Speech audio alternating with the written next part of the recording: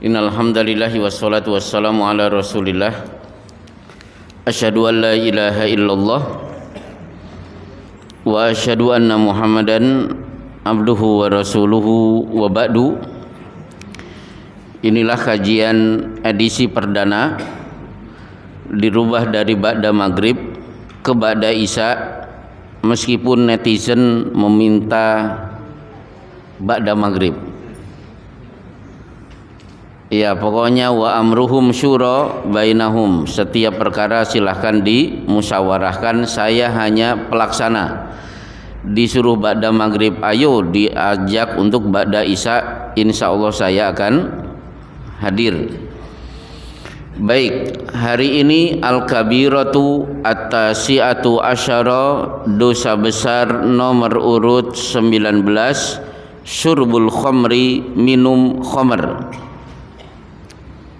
Berarti apa hukum status minuman keras? Minuman keras dalam bahasa Arab disebut dengan khamr, kha, mim dan ra. Kalau kita buka kamus bahasa Arab, cari kata-kata kha, mim dan ra, terjemahan aslinya adalah menutupi. Maka kerudung yang dikenakan ibu-ibu untuk menutupi kepala, leher dan dada, bahasa Arabnya adalah khimar, menutupi. Nah, ketika ada minuman yang menutupi akal sehingga dia tidak sadar dengan apa yang dia ucapkan, maka ini disebut dengan khamr. Baik, sebagai mukadimah berbicara tentang khamr, kita sampaikan bahwa syariat Islam ini menjaga 5 hal. Syariat Islam menjaga 5 hal. 1. Menjaga agama. Supaya agama terjaga, maka harus ada majelis-majelis taklim, harus ada pondok-pondok pesantren di mana Quran dan hadis dipelajari. Ketika nomor urut pertama menjaga agama, maka di sebuah negara Islam wajib ada ulama dan qadhi. Apa bedanya ulama dan qadhi? Ulama menerangkan ini halal, ini haram, ini tidak boleh, ini boleh, ini sunnah, ini bid'ah, ini berpahala, ini mendatangkan dosa. Tapi kalau qadhi, tugasnya memutuskan kelompok itu sesat, harus ditindak. Maka seandainya Indonesia memiliki qadhi, harus ada keputusan jelas siapa kelompok-kelompok sesat yang ada di Indonesia yang tidak boleh berkembang. Kenapa Islam harus dijaga ajaran agamanya? Ini yang pertama. 2, Islam menjaga harta. Maka kepada pencuri ada hukuman dipotong tangan. Kalau ada begal, maka innama jazaa'ul ladina yuharibunallaha wa rasulahu wa yas'auna fil ardi fasada ayyuqattalu aw yusallabu aw tuqatta'a aydihim wa arjuluhum min khilafin aw yunfau minal ard. Potong tangan dan kaki bersilang, buang mayatnya ke tempat jauh. Ini begal. Kalau mencuri dipotong tangan. Kalau begal kan melakukan kekerasan dengan cara menghentikan pengendara mobil, kemudian ada kekerasan fisik. Bahkan dengan ayat ini Nahdlatul Ulama sudah ada fatwa, koruptor itu caranya begitu. Tangan kanan dipotong, kaki kiri potong, kemudian mayatnya buang saja ke laut. Kenapa? Harta harus dijaga. Demi menjaga harta, maka pemimpin harus melakukan sidak di pasar-pasar, sebagaimana Rasulullah sering melakukan sidak. Tiba-tiba ada pedagang menyembunyikan barang yang sudah expired, ditumpuk dengan barang yang masih bagus. Giliran ada orang yang beli, yang dirogoh barang yang sudah expired, maka Rasulullah kemudian menegur, man ghasyana falaisa minna, pedagang yang suka menipu konsumen, dia bukan golongan kami. Baik, menjaga harta. Kemudian syariat Islam menjaga nyawa, maka wa katabna alaihim fiha anna nafsa bin nafsi wal aina bil aini wal anfa bil anfi wal uduna bil uduni was sinna bis sinni wal juruha qisas. Kami tetapkan nyawa dibalas nyawa, hidung luka dibalas hidung, telinga dibalas telinga, gigi dibalas gigi, mata dibalas mata, dan setiap luka harus ada kisosnya. Kenapa? Islam datang menjaga nyawa. 4. Islam datang menjaga kehormatan. Maka ada larangan zina, karena kehormatan seseorang rusak. Anak tidak tahu ini bapak saya siapa, karena ibunya mengadakan hubungan badan dengan 10 laki-laki, bingung bapak saya mana. Loh, itu kan karakter orang kafir Quraisy kan begitu, Bu, diceritakan oleh Aisyah. Salah satu bentuk pernikahan wanita Quraisy, kata Aisyah, adalah satu wanita disetubuhi 9 laki-laki. Begitu hamil, lahir 9 laki-laki wajib hadir. Siapa yang menentukan bapaknya? Wanita ini. Berdasarkan apa? Dilihat dulu, ini wajahnya seperti orang Tegarrejo atau Rejowinangun gitu. Nah, ini kan gak jelas, kehormatan tidak jelas. Demi menjaga kehormatan, maka menuduh, menfitnah, menjelek-jelekan itu tidak boleh. Bahkan Rasulullah bersabda melihat peristiwa pada Isra dan Mi'raj, ra'aitu unas kuku-kukunya min nuhasin yahmisuna wujuhahum. Aku melihat ada orang kukunya terbuat dari besi, kemudian dia cakar-cakar wajahnya sendiri. Siapa itu? Jibril. Haula'i ya'kuluna amwalan nas, luhuman nas. Mereka suka ngerasani. Kalau di Bekasi yang suka ngerasani ibu-ibu, nggak tahu di Masalah terbalik atau tidak. Kalau di Bekasi biasanya ibu-ibu.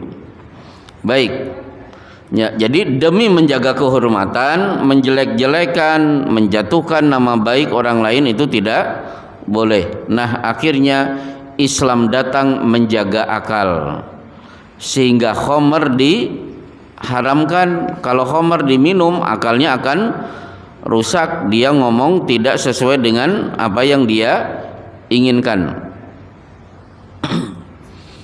Baik, masalah pertama selesai. Kemudian khamr tadi sudah saya sampaikan, apa saja yang kita konsumsi menyebabkan akal kita tertutup. Akhirnya para ulama berkesimpulan, apa saja yang dikonsumsi yang membuat orang itu tidak sadar, itu juga disebut dengan khamr meskipun sifatnya tidak diminum. Maka ganja, narkoba dan lain sebagainya, para ulama memasukkan ke dalam kategori khamr. Nah, sekarang kalau ada orang minum KTI, topi miring, ciu, kok apal ya? Udah nggak usah saya lanjutkan. Baik. Gimana? Raja Benangun begitu? Ya Masya Allah. Saya kalau minum cuma 2-3 gelas belum mendem, bagaimana? Rasulullah sudah mengantisipasi orang-orang seperti ini. Ma askara kathiruhu faqaliluhu haram. Diminum banyak bikin memabukkan, sedikit pun tetap haram. Jadi jangan beralasan saya tidak mendem, saya biasa-biasa saja, badan saya tetap seger. Tidak ada maaf. Ma askara kathiruhu, diminum dalam porsi banyak bikin mabuk, faqaliluhu haramun, maka yang sedikit juga tetap haram. Baik. Nah, kemudian miras pada masa Rasulullah disebut khamar. Bagaimana kalau hari ini diberi nama whisky misalnya, atau diberi nama yang keren-keren? Maka Rasulullah mengingatkan bahwa salah satu ciri dekatnya hari kiamat berkenaan dengan khamar, yusammuna bi ghairi ismihi. Banyak orang memberi label nama-nama khamar dengan nama selain khamar. Jadi perubahan nama tidak merubah hakikat status bahwa itu khamar. Dan perlu diketahui, salah satu senjata setan untuk menipu kita adalah zukhrufal qauli gurura, membikin istilah-istilah indah. Seperti pelacur diberi istilah PSK, pekerja seks komersial, diberi nama hostess, diberi nama kupu-kupu malam, sehingga orang tidak risih.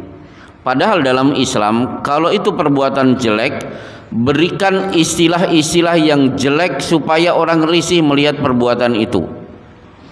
Jadi sebenarnya tidak boleh disebut hostess atau kupu-kupu malam. Karena saya masih ingat tahun 95 saya baca harian Republika. Ternyata wartawan Republika mewawancarai seorang ibu dari satu kota. Memang kota ini terkenal penghasil WTS, tapi tolong tidak usah saya sebut demi menjaga kode etik jurnalistik. Kalau pengen tahu silahkan baca sendiri Republika tahun 95. Ternyata si wanita ini, ibu ini bangga, anak saya kerja di Jakarta. Oh, sekarang cantik luar biasa. Sebulan ngirim 300.000. 300.000 tahun 95 itu kan besar. Ketika wartawan bertanya, apa pekerjaan putri ibu? Hostess. Coba, dia tidak tahu hostess itu apa. Sebagaimana dulu saya di Masaran saat SD ada tetangga yang kerja di Jakarta. Kerjanya apa? Office boy. Oh, bagi saya wah keren, office boy. Pekerjaannya pakai bahasa Inggris. Nah, padahal begitu tahu arti office boy, oh ternyata ya udah tahu sendirilah. Jadi pelacur berikan nama yang jelek supaya orang jijik. Sehingga orang Sunda menyebut pelacur dongdot. Wah, kalau disebut dongdot jelek sekali. Bagi orang Sunda pasti tahu kalau disebut dongdot itu nyebutnya saja sebenarnya risih. Kalau bahasa Masarannya apa? Wah, ya, alhamdulillah sudah diwakili.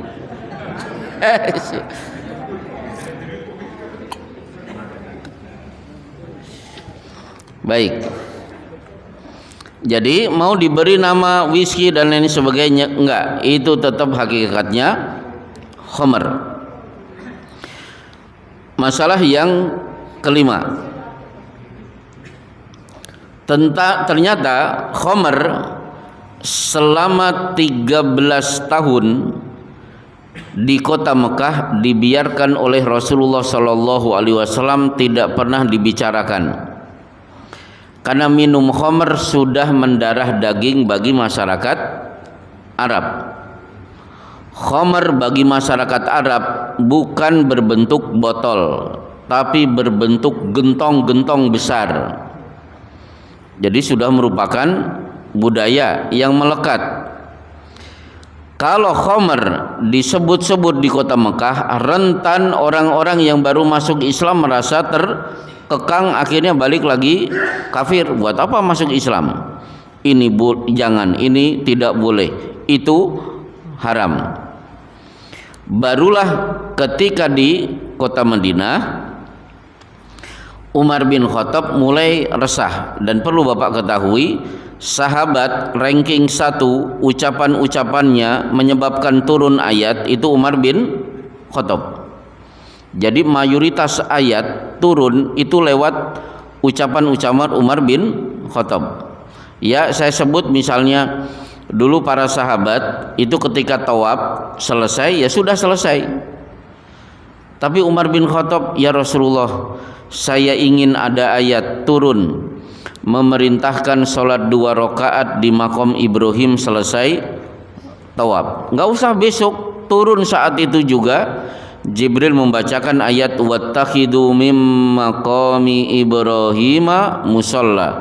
Jadikan maqam Ibrahim sebagai tempat menunaikan salat. Begitu ayat ini turun, resmi siapa yang selesai dari tawaf minggir salat 2 rakaat di maqam Ibrahim. Nah, termasuk status Umar.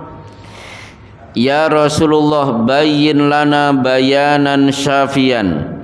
Kami ingin ada penjelasan yang jelas, bayanan syafian.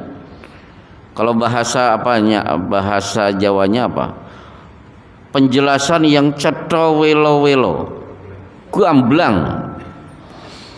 Akhirnya turun ayat merespon Umar bin Khattab. Yas'alunaka anil khamri wal maisir. Mereka bertanya kepadamu tentang khamr dan judi. Kul fihima itsmun kabir. Jawab Muhammad, khamr ada baiknya, ada jeleknya. Jeleknya lebih besar daripada baiknya. Kenapa baik? Karena khamr menguntungkan petani anggur, menguntungkan produsen, menguntungkan pedagang. Kalau hari ini berarti bintang iklan. Tapi juga ada madorotnya. Udah berlalu beberapa waktu lama, Umar resah. Ayat ini kok tidak jelas, tidak tegas. Ya Rasulullah, bayyin lana bayanan syafia. Ayat tadi tidak jelas, kami ingin ada ayat yang lebih tegas lagi. Turunlah ayat ya ayyuhalladzina amanu la taqrabus sholata wa antum sukara. Hai orang-orang yang beriman, jangan mendekati sholat dalam keadaan mabuk sampai kalian memahami apa yang kalian baca. Bagi yang mau dem-deman nanti ba'da sholat, jangan sebelum sholat. Akhirnya para sahabat sudah mulai mengurangi porsi minum keras.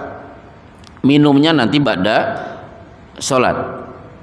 Rupanya Umar tetap resah. Enggak ya Rasulullah, ayat ini tidak tegas. Akhirnya Al-Maidah mengunci ayat yang lebih panjang, ya ayyuhalladzina amanu. Hai orang-orang yang beriman, innamal khamru, sesungguhnya khamr, wal maisiru, dan judi, wal ansabu wal azlamu, mengundi nasib, rijzun, itu perbuatan najis, min amali syaiton, bagian dari perbuatan setan, fajatanibuhu, maka jauhilah, la'allakum tuflihun, agar kalian beruntung.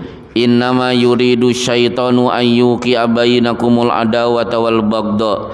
Setan menginginkan khamr membuat kalian bermusuhan dan benci satu dengan yang lain. Fil khamri wal maisir wa yasuddakum an dzikrillahi wa anisalah, menghalang-halangi kalian untuk fokus zikir dan menunaikan salat. Fahal antum muntahun, bisa berhenti atau tidak? Baik. Di sini jeleknya khamr di surat Al-Maidah ayat 90 dan 91. Khamr disejajarkan dengan judi dan perbuatan syirik, mengundi nasib, ramal-meramal. Jadi disejajarkan. Kan di dunia kita kan ada sesuatu yang sejajar. Misalnya MI sejajar dengan SD, SMK sejajar dengan SMA misalnya. Itu namanya sejajar. Nah, khamr levelnya disejajarkan dengan judi dan perbuatan syirik. Ini kan dahsyat. 1. 2, disebut najis, rijsun. 3, min amali syaiton, itu perbuatan setan. 4, fajtanibuhu, jauhi dia.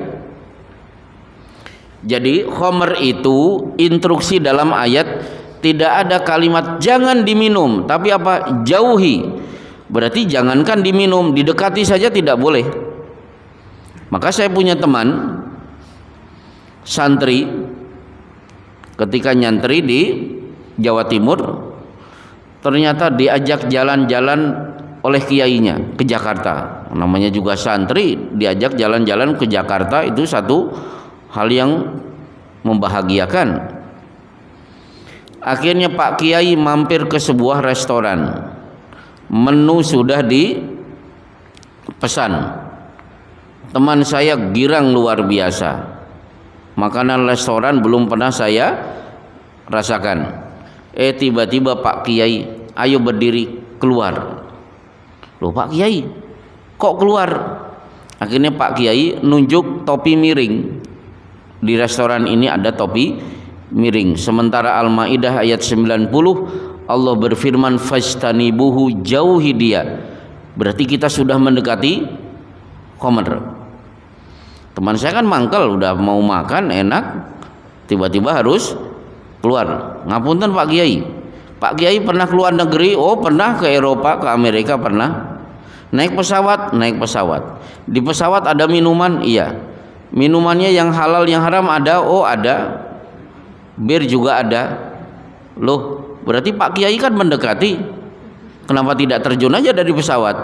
Itu teman saya mangkel saat itu. Kata Pak Kiai, loh dia yang mendekati saya, bukan saya yang mendekati dia. Jadi khamr itu instruksinya bukan jangan diminum, tapi fajtanibuhu, jauhi dia. 5, la'allakum tuflihun, kalau kalian menjauhi berarti kalian akan beruntung. Berarti nomor 5, rugi kalau ada orang yang minum khamr. 6, setan itu membuat permusuhan dan kebencian. 7, setan menghalangi kalian untuk zikrullah dan salat. 8, fahal antum muntahun, bagi santri pasti paham, pernah belajar ilmu balaghah. Larangan dalam bentuk pertanyaan itu jauh lebih menyeramkan. Fahal antum muntahun, mau berhenti atau tidak? Itu kita sebut dengan lit tahdid, pertanyaan tapi isinya ancaman. Contoh, saya beri contoh. Suami nemui istrinya di dapur, istrinya sedang ngiris-ngiris cabai. Bu, aku izin, boleh ya nikah lagi? Mana yang lebih menyeramkan? A, aku tidak mau dimadu. Madu itu tidak selamanya manis. B, istri menjawab, bapak berani nikah lagi. Kira-kira lebih menyeramkan mana? Lebih menyeramkan kalimat kedua, apalagi pisaunya diacung-acungkan, berani nikah lagi, ya gitu. Baik. Salah sendiri minta izin nikah lagi, istri sedang memegang pisau. Jadi khamr itu instruksinya menyeramkan. Instruksinya dengan kalimat pertanyaan yang mengandung ancaman. Baik, kita lanjutkan. Yang ketujuh dari ayat-ayat khamr berarti manfaat tidak akan berarti apa-apa bila ada madarat. Betul, khamr itu ada manfaatnya. Ternyata manfaat itu tidak berarti apa-apa karena madaratnya sangat besar. Maka kiaskan masalah ini ke semua masalah. Kalau ada satu hal manfaatnya ada, madaratnya jauh lebih besar, berarti tinggalkan, statusnya sama dengan khamr. Misalnya kalau bapak ditanya apa hukum merokok, rokok itu bermanfaat tidak? Oh iya, manfaatnya apa? Petani tembakau, karyawan, kemudian apa? Pedagang, tukang pikul, kan begitu. Berarti ada manfaat ekonomi dari sekian ribu orang yang diuntungkan dengan rokok. Sekarang ada madaratnya tidak? Ada. Loh, madaratnya apa? Baca saja di bungkusnya, meskipun bagi para perokok kan nggak kebaca itu. Nah, itu madaratnya seperti itu. Tanya kepada pakar ekonomi keuntungan produksi rokok dengan kasus orang yang sakit di rumah sakit karena merokok. Kalkulasi mana yang lebih besar? Itu pernah dimuat di beberapa jurnal tulisan. Ternyata kerugian ekonomi jauh lebih besar daripada keuntungan ekonomi dari berdirinya pabrik-pabrik rokok. Baik. Nah, kemudian masalah ke-8, mabuk dalam masalah fikih. Yang pertama, mabuk saat menunaikan sholat, maka sholatnya tidak sah. Ada orang mendem antara sadar dan tidak, takut tidak menunaikan sholat, tapi dia dalam keadaan juga antara sadar dan tidak. Akhirnya dia sholat, maka sholatnya tidak sah. Karena ya ayyuhalladzina amanu la taqrabus sholata wa antum sukara. Hai orang beriman, jangan tunaikan sholat dalam keadaan mabuk. Kalimat berikutnya, hatta ta'lamu ma taqulun, hingga kalian paham apa yang kalian baca. Akhirnya kalimat terakhir ini dikiaskan. Siapa saja yang sholat dia tidak memahami apa yang dia baca, maka sholatnya tidak sah. Contohnya apa? Orang yang sholat tidur meskipun cuma 5 detik, sholatnya tidak sah. Sholatnya batal, tapi wudunya tidak batal. Ya, seperti dulu ketika saya nyantri, sholat tarwih kita kan bukan ba'da isya, tapi sholat tarwih jam 1 malam. Akhirnya santri ya karena peraturan terpaksa ikut sholat tarwih. Sholat tarwih jam 1 malam, bukan ba'da isya. Banyak santri ketika rakaat pertama sujud, begitu naik ke rakaat kedua, banyak santri yang tidak bangun, sujud terus. Tapi begitu rakaat kedua duduk at-tahiyat, assalamualaikum, assalamualaikum, kita senggol, langsung refleksnya assalamualaikum juga. Sah tidak sholatnya? Tidak sah. Kenapa? Dia tidak memahami apa yang dia baca. Itu satu dalam sholat. 2, saat talak. Tidak sah talak seseorang dalam keadaan mabuk, sedang mendem, tiba-tiba keluar kalimat aku cerai kamu. Sah tidak? Tidak. Mana dalilnya? Dikiaskan dari sabda Rasulullah, la talaqa fi iglaq. Tidak sah talak dalam keadaan marah yang memuncak sehingga emosi membuat dia tidak sadar apa yang dia ucapkan. 3, dalam dunia persidangan, seorang hakim tidak boleh memimpin persidangan dalam keadaan sedang mabuk. La yahkumu baina khasmaini wa huwa ghadban. Tidak boleh seorang hakim menangani perkara perselisihan antara 2 orang dalam keadaan baru saja marah. Misalnya Pak Hakim di rumah baru saja tengkar dengan istrinya. emosinya masih terbawa saat menyidang. Boleh tidak? Oh, tidak boleh. Pasti dia akan terpengaruh dengan emosi yang masih terbawa dari kejadian yang ada di rumah. Kemudian istihza. Istihza itu pelecehan, penistaan.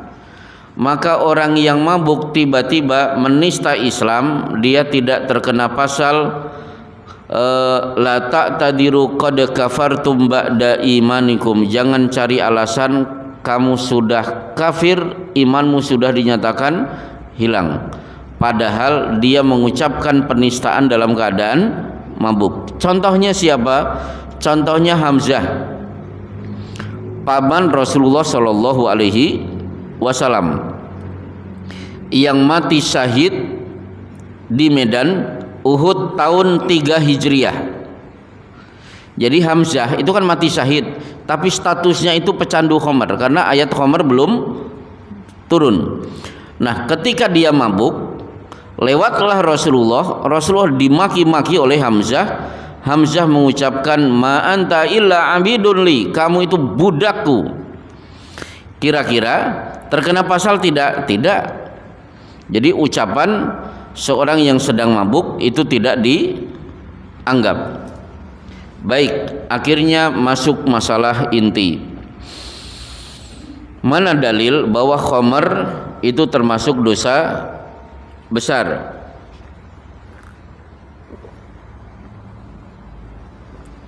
Dalilnya karena peminum khamar dikenakan dera 40 kali. Setiap perbuatan dosa ada hukuman pidananya, sudah otomatis dosa itu masuk kategori dosa besar. Tapi orang-orang jil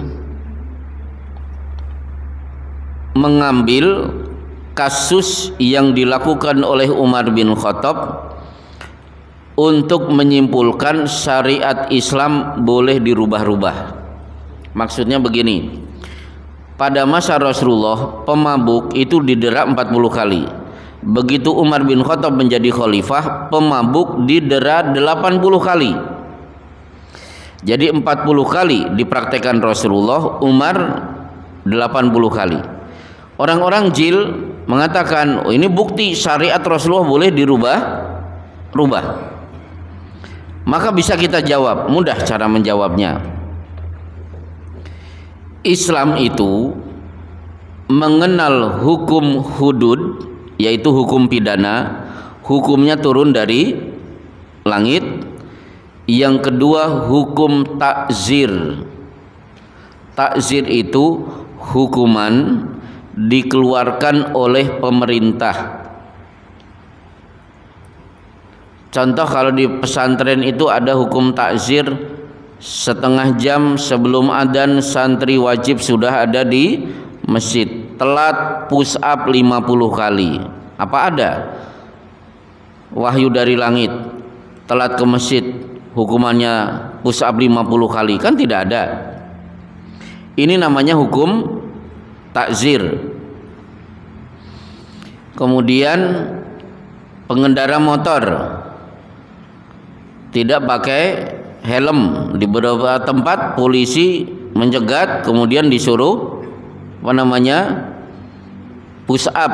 Saya pernah melihat disuruh push up 20 kali. Ini namanya takzir. Baik, kita lihat Rasulullah mendera 40 kali, Umar mendera 80 kali. Ternyata Umar melihat para pemabuk begitu dipukul 40 kali, habis itu tetap mesem-mesem, besok dem-deman lagi. Oh, ini kurang ajar ini. Akhirnya apa? Pemabuk dipukul 40 kali, mengambil hukum Rasulullah Shallallahu Alaihi Wasallam, 40 tambahan hukum dari Umar bin Khattab disebut hukum takzir. Berarti Umar tidak merubah hukum Rasulullah, hukum 40 tetap diberlakukan.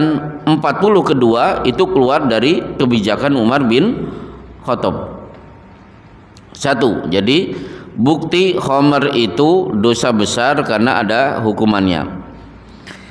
Yang kedua, sebutan Rasulullah sallallahu alaihi wasallam mudminu khamrin ka'abidi wathanin. Peminum khamr statusnya sejajar dengan penyembah patung.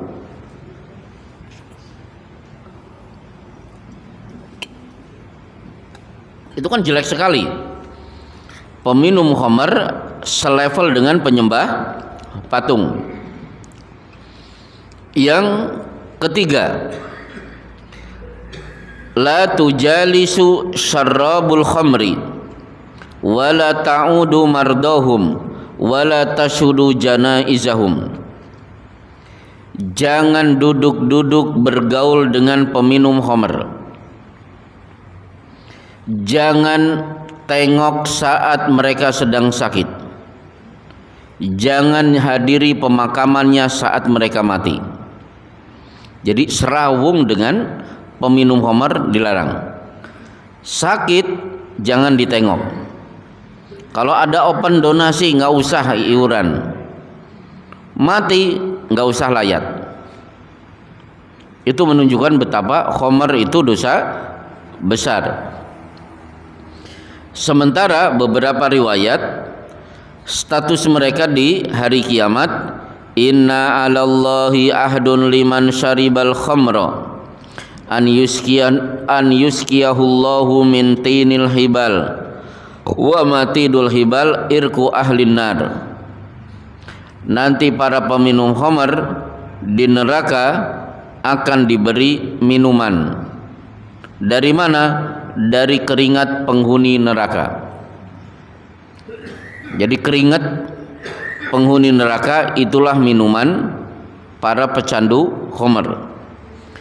Sementara dalam riwayat yang lain, waman mata wa huwa yashrabul khamra saqahullahu min nahril ghutah.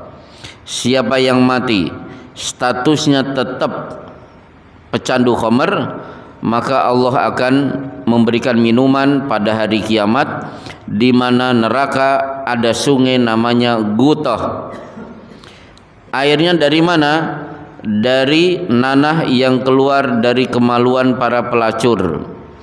Berarti minumannya dua, nanah yang keluar dari kemaluan para pelacur dan keringat-keringat penghuni neraka. Empat inilah yang menunjukkan khamr itu termasuk dosa besar. Nah, kemudian ketika riba sudah kita bahas, yang dilaknat itu kan ada 4-5 komponen. Ternyata khamr juga begitu. La'anallahul khamra bi'ainiha wa syaribiha wa saqiha wa ba'iha wa asiriha wa hamiliha wa akili thamaniha. Yang dilaknat khamrnya, berarti ciunya dilaknat. Yang kedua peminumnya. 3 yang menuangkan ke gelas. 4 pedagang. 5 produsen. 6 tukang angkut. 7 yang menikmati hasilnya. Orang kaya lewat jualan bir, orang kaya lewat jualan whisky dan lain sebagainya. Jadi yang dilaknat khamrnya, peminumnya, yang menuangkan pedagang, produsen, tukang angkut, dan orang dapat rezeki lewat khamr. 7 kelompok ini sama-sama dilaknat, levelnya sama. Baik. Nah, kemudian berbicara tentang khamr, akhirnya ada pembahasan. Khamr itu mengandung alkohol. Apa hukum memakai parfum yang mengandung alkohol? Akhirnya dibahas. Maka para ulama mengatakan khamr itu haram bukan karena alkoholnya.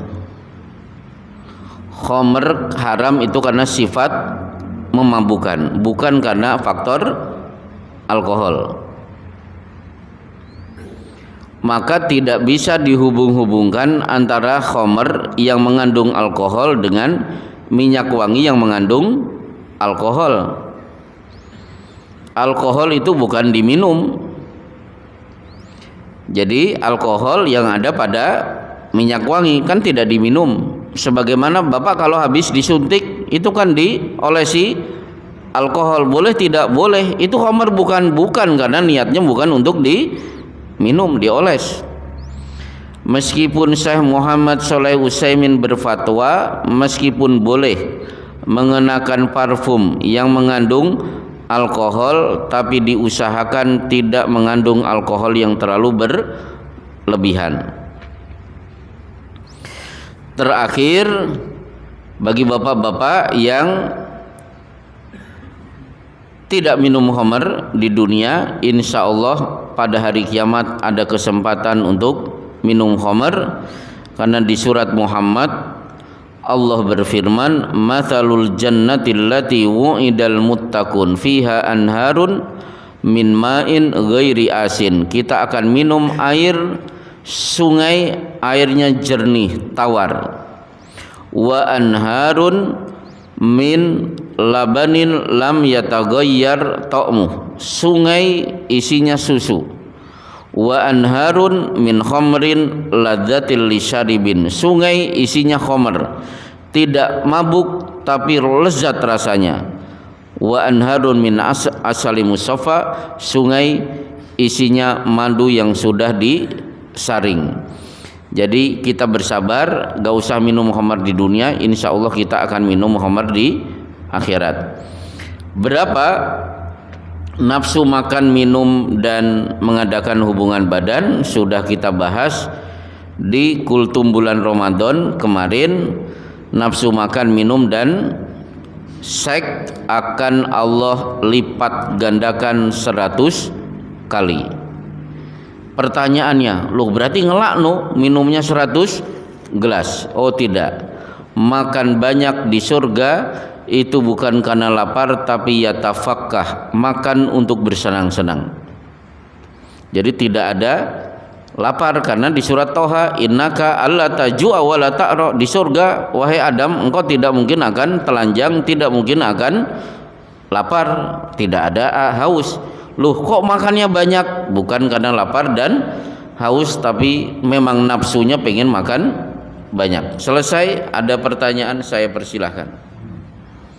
Di luar khamr.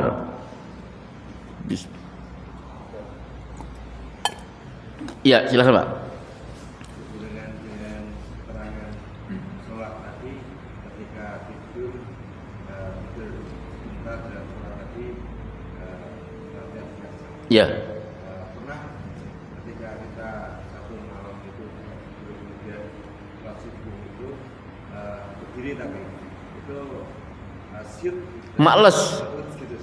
Ya. Lesnya itu tidak sadar, berarti sholatnya tidak sah. Les gitu kan? Ya udah, berarti diulangi dari awal. Lah, itu sudah peristiwa udah setahun yang lalu. Berarti selesai pengajian, sholat lagi. Fal yusolliha idza dzakaraha. Tunaikan sholat begitu ingat. Maka sholat itu ada qadha. Kalau Bapak belajar fikih Syafi'i, sholat itu kan ada qadhaan dan adaan. Maka dalam madzhab Syafi'i usollinya itu ada qadhaan dan adaan. Misalnya usolli fardhu duhri arba'a raka'atin mustaqbilal kiblati adaan lillahi ta'ala. Kalau kalimatnya adaan berarti sholatnya memang sekarang. Saya tidak punya hutang-hutang masa lalu. Tapi kalau Bapak kesiangan sholat subuh, kesiangan tidurnya jam 10 baru bangun 10 pagi, seandainya pakai usolli, tapi kan kita tidak pakai usolli, ini sekedar pengetahuan aja. Usolli fardhu subhi rakaataini mustaqbilal kiblati qadaan lillahi ta'ala. Berarti sholat subuh yang telat itu disebut qada. Termasuk ada bapak-bapak nelpon mendadak jam 4 sore. Ada apa Pak? Saya baru ingat Isya kemarin saya tidak sholat. Bagaimana? Man nasya an sholatin falyusalliha idza dzakaraha. Siapa yang lupa sholat, begitu ingat segera tunaikan. Maka bapak sekarang segera wudu, tunaikan sholat Isya. Itu statusnya qadaan. Baik, yang pernah males berarti diulangi sholatnya. Ada lagi yang lain di luar sholat jam? Wah repot juga. Kalau kemarin kan sinyalnya adzan Isya, sekarang nggak ada adzan Isya ini. Baik, ada lagi? Cukup? Insya Allah ini saja kajian kita di malam hari ini. Jadi karena pengajian dirubah ba'da Isya, berarti saya pamit sebulan sekali saya ngisi pengajian di Masjid Ahmad Dahlan di Pelupuh. Nah, tapi kalau dikerjakan kajian itu ba'da maghrib, berarti yang libur ba'da Isya yang di sana. Tapi kelihatannya bapak-bapak lebih bahagia ba'da Isya kelihatannya. Lebih bahagia ba'da Isya atau ba'da maghrib Pak? Oh ngantuk? Ya. Ya keputusan sudah dikeluarkan kecuali nanti ada revisi undang-undang lah. Ya silahkan Bapak ngendiko kepada pengurus nanti baiknya bagaimana. Kalau saya sendiko dawuh ba'da maghrib ba'da Isya insyaallah saya bisa hadir. Wassallallahu ala Muhammadin wa ala alihi wasallam. Assalamualaikum warahmatullahi wabarakatuh.